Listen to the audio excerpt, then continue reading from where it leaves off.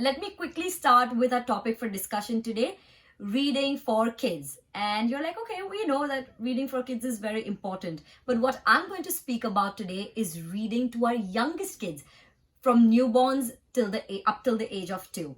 So let's get started.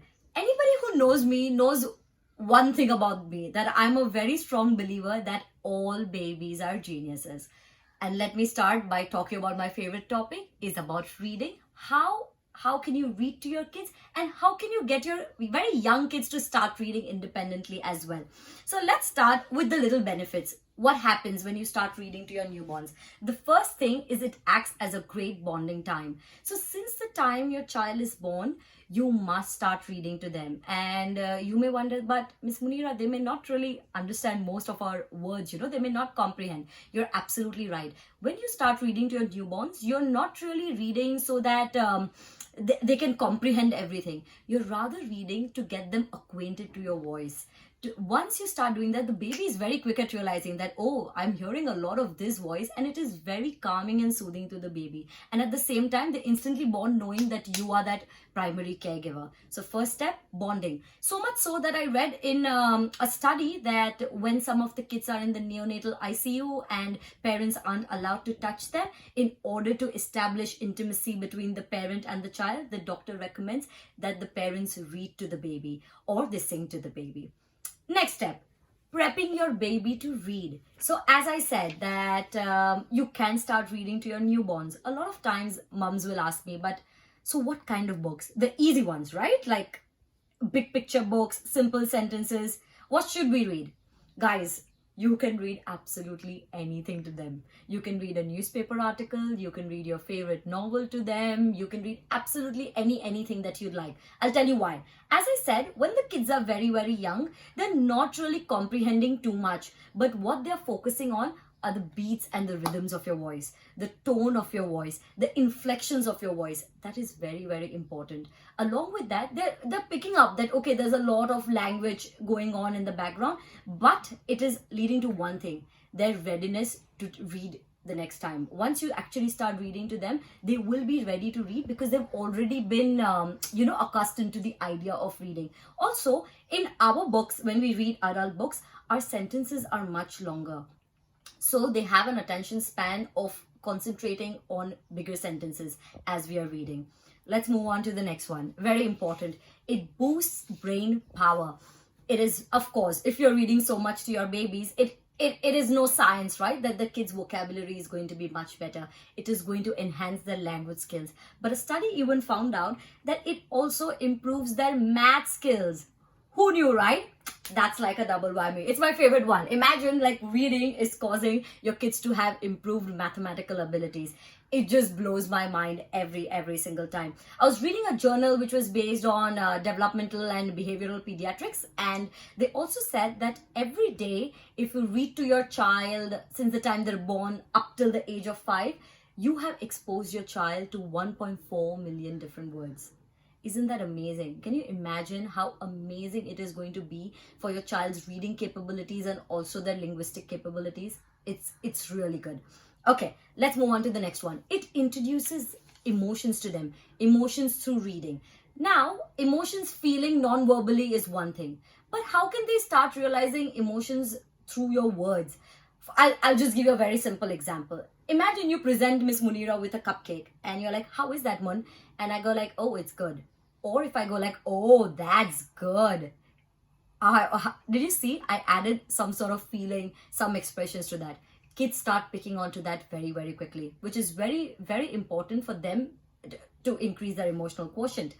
Okay, now that we've gone through all the benefits, everybody is going to ask me, but how should my kids start reading independently? You all know everything about what you should be reading to your kids when your kids are younger. Read them very young up till say 5 months. You can read them any of your articles, or it doesn't matter what book you read. Once you know that, okay, now starting to comprehend a lot more, then start reading kids books or any books that you think are appropriate. You can also make your own books. I'll take you there in a second. Second part to this is how you can get your kids to read independently. For reading independently, we use something which is called as sight word reading. And everybody's like, but they start reading through phonics, right? My kids who don't know ABCs, how are they directly going to start reading? Through sight words. Now imagine we show a lot of flashcards to our kids. So if you show them an apple, an image of an apple, and you tell them, my dear child, look at that. That's an apple. Isn't it lovely? That's an apple. That's how we introduce most of the things when we are teaching our kids, isn't it?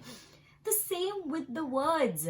If you show them the word apple and tell them that, my dear child, that's an apple, the brain is very intelligent to pick that entire image entirely. So wherever they see the word apple, the brain would know that, yeah, that's the word apple.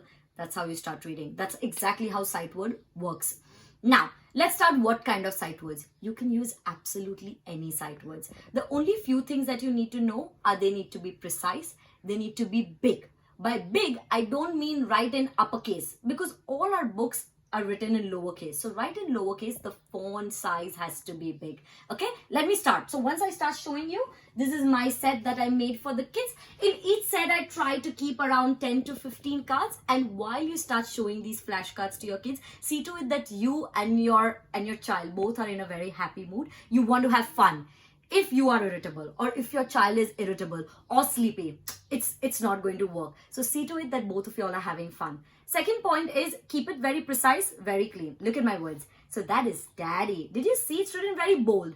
Black or red, most preferred color. Please don't write in cursive or shabby handwriting. The kids find it very hard to read. So look at that. Make it very clear. That says daddy. Moving on to the next one. Smile. Hey, look at that. A fun one. Confounding. Did you see that? Then you can keep moving on. Bedazzle. Funny. Amazing. Mommy, my dear one, that's me. That's your mommy. You can read a few, put it away. You can start with as many words as you like. I generally prefer that you start with anywhere between 8 to 10 words, and every 3 to 4 days, get a different set of words and keep exposing it to them. How many times you should be doing it? Roughly around 3 to 4 times a day, no more than 10 to 15 seconds. You don't want to bore the kids. Just have fun while you're doing them, yeah? Respect your baby. If your baby is looking here or there, your child is just not ready, don't push them to read, because then you're taking away the love for learning. So when both of y'all are prepared, your baby is very observant and loves learning new things. Yes, you just have to start in a right time. So these are the words. First you start with words, then you start moving to small couplets like I'm your mommy, where is daddy, we love ice creams. These are small couplets and short sentences. So once you're done with the words and you feel that, oh, we've done a lot of words, within this one year or 6 months, then you can start moving to couplets. Okay. After that, sometimes when you've done a lot of these sight words, you've done a lot of these couplets, the next step would be to read them books. So when you're reading them books, see to it that the print is very precise, they have colorful pictures so the kids can relate, they're having fun. Or you could make your own books. Here's a book that I made.